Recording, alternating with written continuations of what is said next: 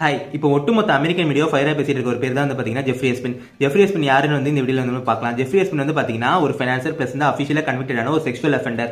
இவர் வந்து பாத்தீங்கன்னா அமெரிக்கால இருக்கிற ஒரு டால்டன் ஸ்கூல்ல வந்து ஒரு மேக்ஸ் டீச்சரா வந்து ஒர்க் பண்றாரு. பிளஸ் வந்து பாத்தீங்கன்னா 1970s வந்து பேஸ் அண்ட் ஸ்டர்ன்ஸ் சொல்லி ஒரு இன்வெஸ்ட்மெண்ட் பேங்க்ல வந்து ஒர்க் பண்றாரு. இங்க ஒர்க் பண்ண ஃபியூ இயர்ஸ்ல வந்து பாத்தீங்கன்னா இவரும் வந்து சொந்தமா ஒரு இன்வெஸ்ட்மெண்ட் பேங்க் ஸ்டார்ட் பண்றாரு. ஸ்டார்ட் பண்ணி நிறைய எலைட் பீப்புளுக்கு வந்து சர்வ் பண்றாரு. இது மூலம் வந்து பாத்தீங்கன்னா நிறைய ரிச் அண்ட் எலைட் பீப்புளோட கான்டாக்ட்ஸ் வந்து இவர் கிடைக்குது. 2008ல வந்து பாத்தீங்கன்னா இவர் வந்து ஒரு அண்டரேஜ் செக்ஸ் டிராஃபிகிங் பண்ண கேஸ்ல வந்து மாட்டி கில்ட்டியாவும் ஃபவுண்ட் பண்ணப்பட்டு அரெஸ்டும் பண்ணப்படுறாரு. அது மறுபடியும் பாத்தீங்கன்னா 2009ல வேற ஒரு செக்ஸ் ரிலேட்டட் கேஸ்ல வந்து இவர் மாட்டி அரெஸ்ட் ஆகிறாரு. பிளஸ் வந்து பாத்தீங்கன்னா 2019 ஆகஸ்ட் மந்த்ல வந்து ஜெயிலே சூசைட் பண்ணி இறந்தும் போறாரு. இவரை பத்தி ஏன் அமெரிக்கன் மீடியாஸ் வந்து இப்போ ஃபயரா வந்து பேசிட்டு இருக்காங்கன்னு வந்து பாத்தீங்கன்னா லாஸ்ட் வீக் வந்து இவரை பத்தின டாக்குமெண்ட்ஸ் வந்து நிறைய வந்து அன்சீல் ஆச்சு. அதுல வந்து பாத்தீங்கன்னா நிறைய பெரிய ஆளுங்க பேர் வந்து இன்வால்வ் இருக்கு. உதாரணத்துக்கு வந்து பாத்தீங்கன்னா பில் கிளின்டனா இருக்கட்டும், இல்ல டொனால்ட் ட்ரம்பா இருக்கட்டும், இல்ல மைக்கேல் ஜாக்சனா இருக்கட்டும், பல பிரபலங்கள் பேர் வந்து பாத்தீங்கன்னா இதுல வந்து இன்வால்வ் இருக்கு. பிளஸ் வந்து பாத்தீங்கன்னா இது இவரை பத்தின டாக்குமெண்ட்ஸ் வந்து இன்னும் நிறைய ரிலீஸ் ஆகணும் வந்து சொல்லப்படுது. ஸோ இதை பத்தி